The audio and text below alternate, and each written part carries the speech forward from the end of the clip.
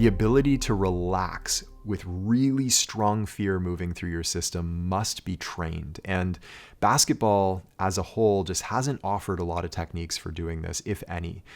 However, in the field of something like martial arts, there's a long history dating back thousands of years of practitioners working with fear using specific techniques like the ancient samurai who would meditate on their death before going into battle so that they no longer feared death. There was techniques just like this that they would use on a daily basis. And even in modern day, Brazilian jiu-jitsu practitioners, the best submission grapplers in the world, will actually have their training partners put them into these compromised positions, like going into a full-blown rear naked choke or an arm bar where your arm is cranked and about to break. And then they'll start the practice in those positions to train their ability to relax into them and still execute correctly rather than becoming reactive and tight. Because again, if your arm's cranked back here and you become tight and reactive, your arm's going to break. So in martial arts, they have all of these techniques and ways of doing this, and they focus their training on it because they know that it's something you have to get stronger at. And in the same way as if you walked into the weight room for the first time and put 300 pounds in your back to squat, most likely that weight is going to hurt you pretty bad. You might get crushed.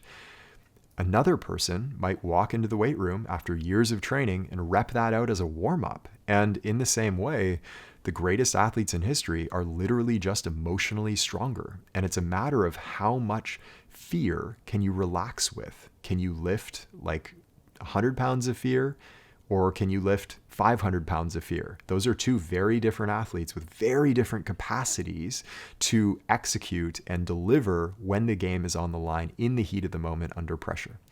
So some techniques that I really suggest adding to your training program. The first one is 5 to 10 minutes per workout of active visualization. You can do this at the end of workouts. It's most useful, I think, to do this freestyle. So in an informal way, all you do here is you call to mind a really stressful, high pressure situation. And that could mean like buzzer's gone off, you have to shoot 2 free throws to win the game. It could mean ball's at the top of the key, you got an ISO called for you, team is cleared out, 5 seconds left, you've got to hit a shot to win the game. Things of this nature.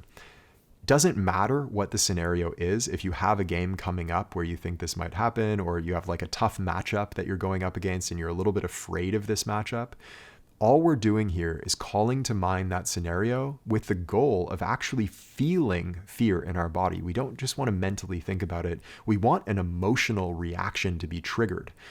Once this emotional reaction is triggered, and we're doing this in training, not during the game, we go into our move or the free throws that we need to shoot or attacking that matchup. And we do this in the form of active visualization, meaning we actually play out that scenario alone in the gym. And we do it in a relaxed state with some sensation of fear in our system. This is something, it's so funny to think back to when you were a kid on the driveway, imagining yourself in the NBA Finals, Game 7, game's on the line, you've got the ball and you hit the shot to win the game. We do this as kids, and yet we can formalize this into a training method that will make us so much better in those moments, as long as, and this is the big key here, I know I said this before, you trigger some emotional resonance. You actually have to feel the emotion in your body to make this effective.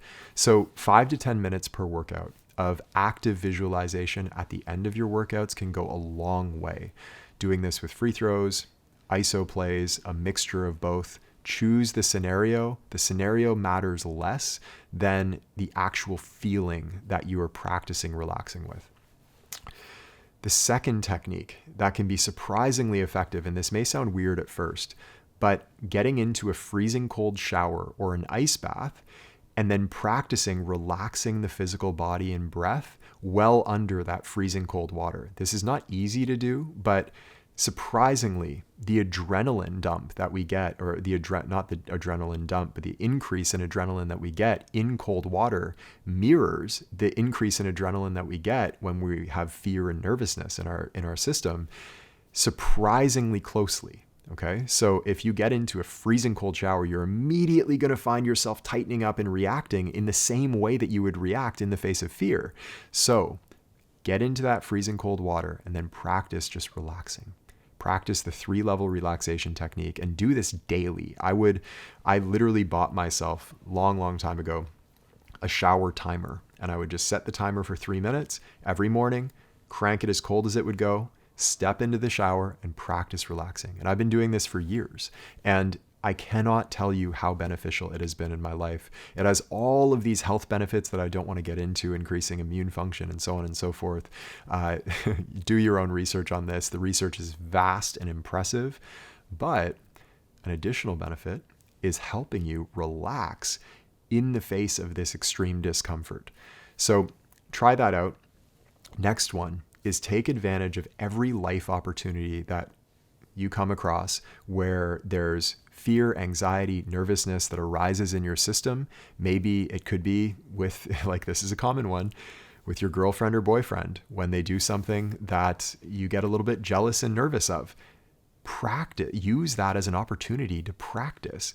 If you have a test coming up that you are nervous about, use that as an ability to practice 3-level relaxation. If you're sitting in class one day and you've got this big game that night, practice relaxing using 3-level relaxation. Every single one of these life opportunities is a chance to train your ability to use fear in the right way. So take advantage.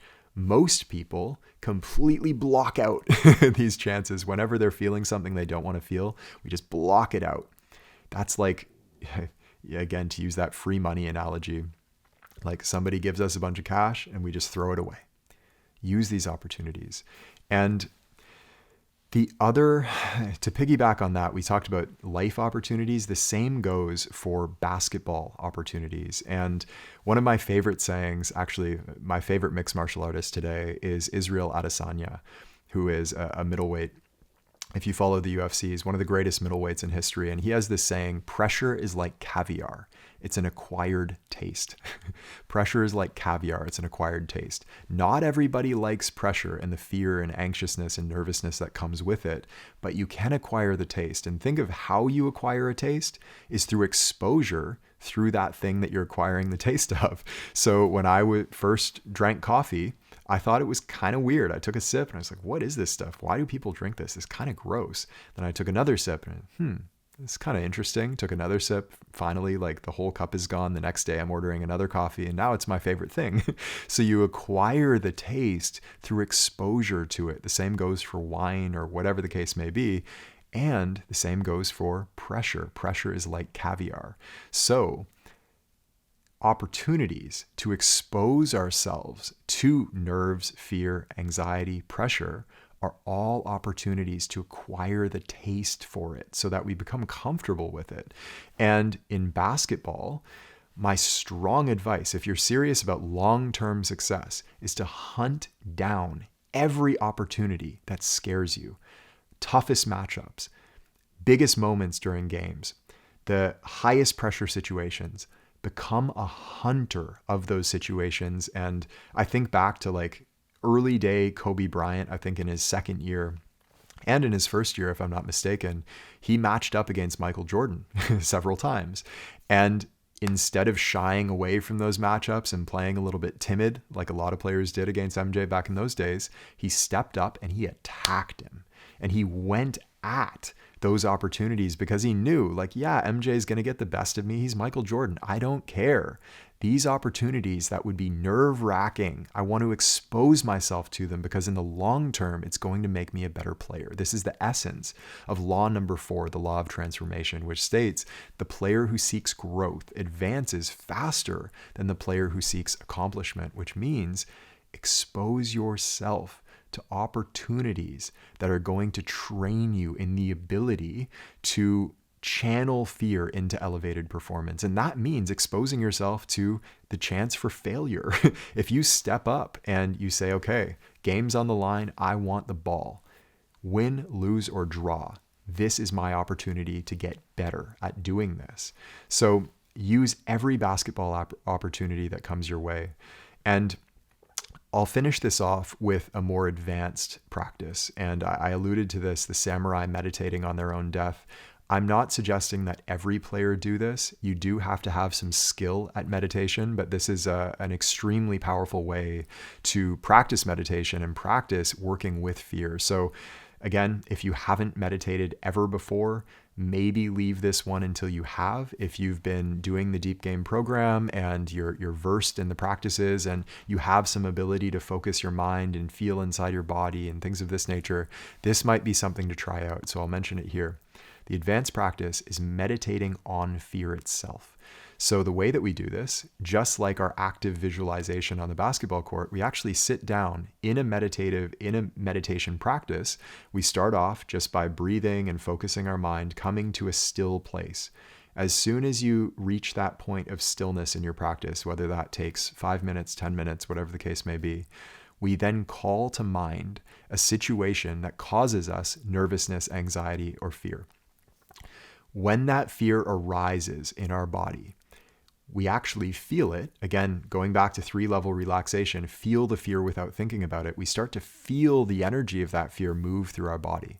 And all we do is we practice 3-level relaxation. This is a really simple form of, in the Taoist tradition, the practice of inner dissolving, which is an ancient meditation practice. This is a really simple form of that. Meditate on fear. If you have a game coming up that you're a little bit nervous about, big matchup, like crosstown rival, something of that nature, scouts coming to watch you play, whatever the case may be, sit down, go into meditation and call that event to mind, and then meditate on the fear that arises.